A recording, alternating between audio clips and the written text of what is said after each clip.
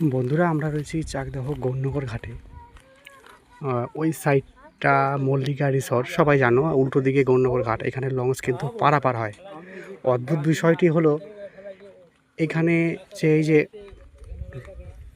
লঞ্চগুলো যে এখানে আসে, হ্যাঁ, লঞ্চ না, ছোটো ছোটো জেটি, এবং এইখানে কিন্তু রীতিমতো নোঙর ফেলতো এবং যাত্রীরা কিন্তু যাতায়াত করতো। এবং শোনা যায় গত 1-2 দিন আগে, এই দেখেন বসার জায়গা, 1-2 দিন আগে কতগুলি লোক নাকি মদ্যপ অবস্থায়, কারা কি কীভাবে জানি না, এখানে সব বলা বলি করছে, করাত দিয়ে বাঁশগুলো কেটে গেছে, হ্যাঁ, যাতে যাতায়াত করতে কেউ করতে না পারে।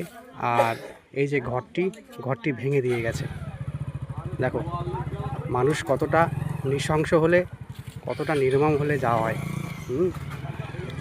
আর এই জায়গাটা একটা সিমেন্টের বাঁধিয়ে দেওয়ার কথা ছিল পাড়টা, কিন্তু আজও হলো না।